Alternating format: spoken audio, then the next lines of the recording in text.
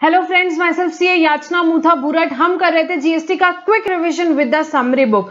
जिसके पास भी बेटा समरी बुक नहीं, पहले डाउनलोड कर लो वेबसाइट से www.icleak.com में डाउनलोड सेक्शन में अवेलेबल है समरी बुक। और यूट्यूब चैनल सब्सक्राइब कर लो, बेल आइकन पे क्लिक कर लो बेटा, सो दैट फटाफट जैसे ही मैंने यहाँ वीडियोस डाले आपको फटाफट नोटिफिकेशन आ जाएगा। अभी तक बेटा हमने कहां तक क्या कर लिया, हमने बुक 1 का रिवीजन कर लिया। जो ये वीडियो पहली बार देख रहे हैं, मैं बता दूं ये जीएसटी का हमारा क्विक रिवीजन सीरीज चल रहा है। और यहाँ पे अभी तक के हम यहाँ पे मॉड्यूल 1 जो हमने पढ़ी थी क्लास में, उसका पूरा क्विकली रिवीजन कर चुके।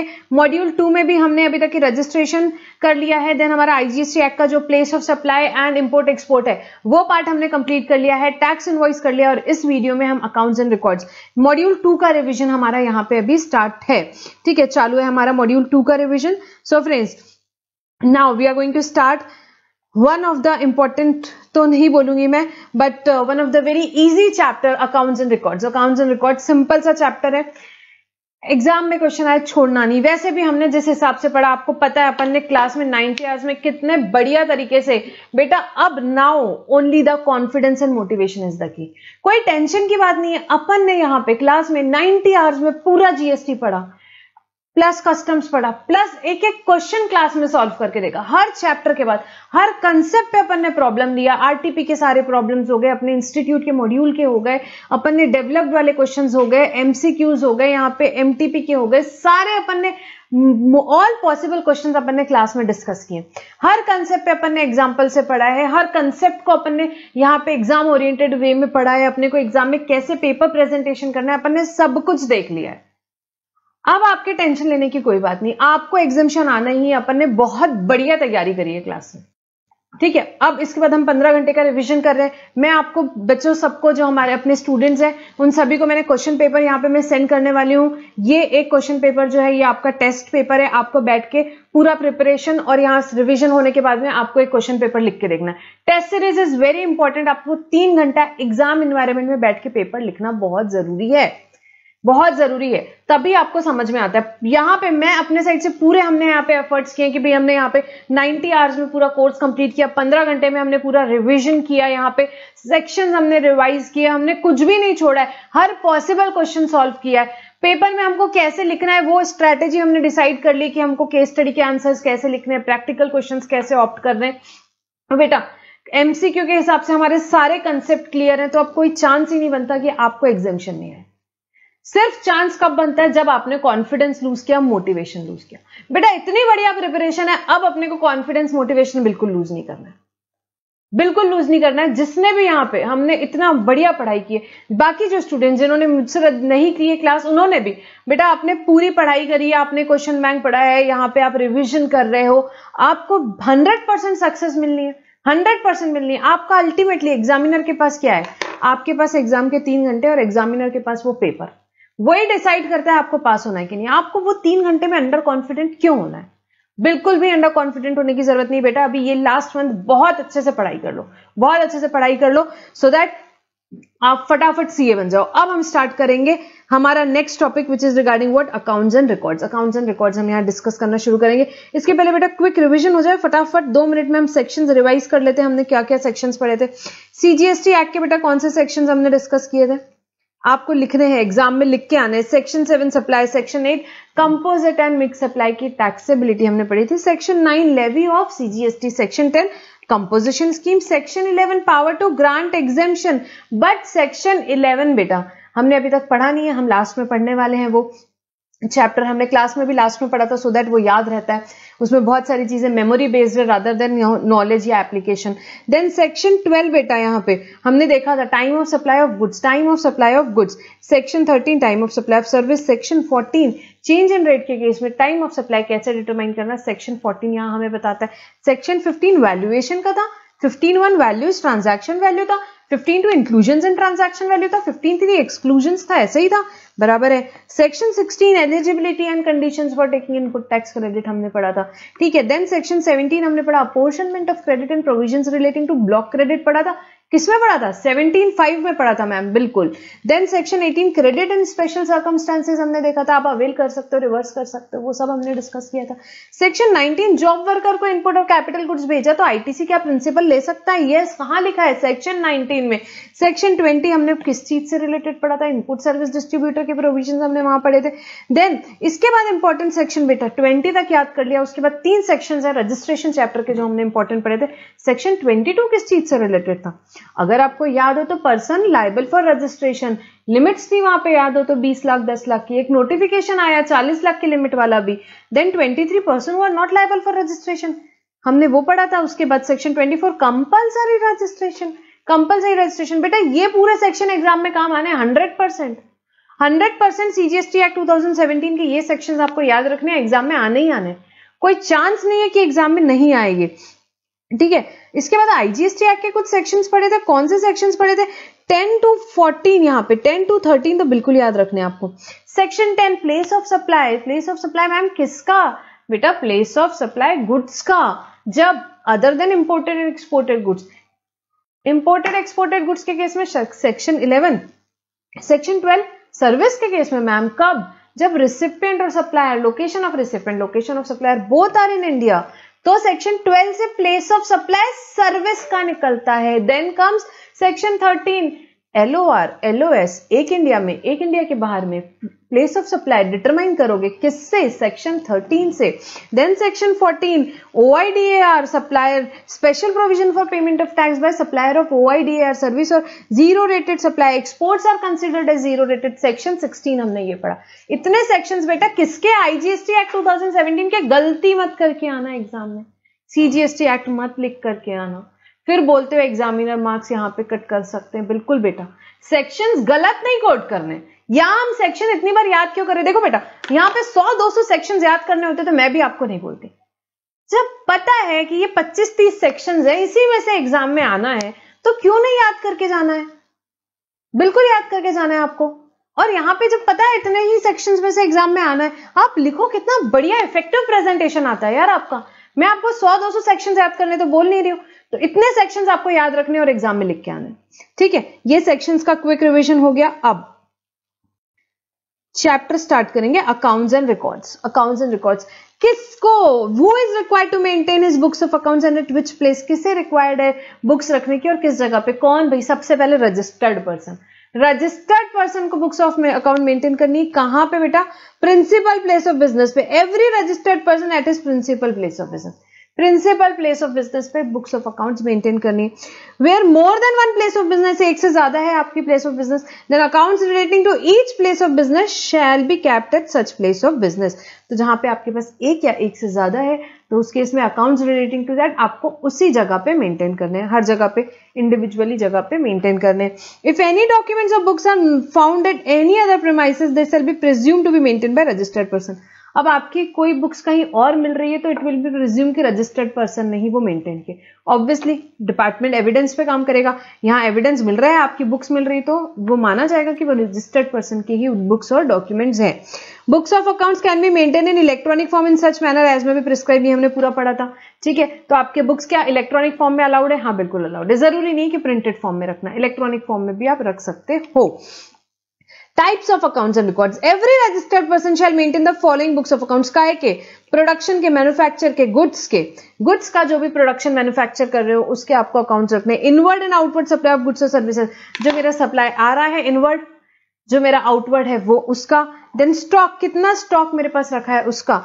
आईटीसी अवेल्ड, मैंने जो इनपुट्स यहाँ जो भी मेरे पास इनवर्ड आया उसमें मैंने क्या आईटीसी लिया, क्या आईटीसी लिया, आपको ITC avail. Output tax payable and paid, और आउटपुट पे आपने कितना टैक्स पेएबल है, कितना आपने टैक्स पे किया है।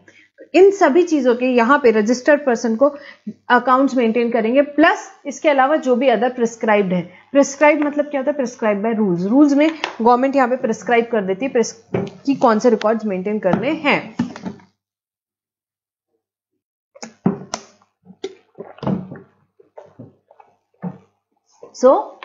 जो भी प्रोडक्शन हो गया, मैन्युफैक्चर हो गया, inward supply of goods, outward supply of goods, उस पे जो आईटीसी लिया, जो आउटपुट पे किया, देन जो स्टॉक ऑफ गुड्स है उसका, ये सारे रिकॉर्ड्स आपको मेंटेन करने हैं।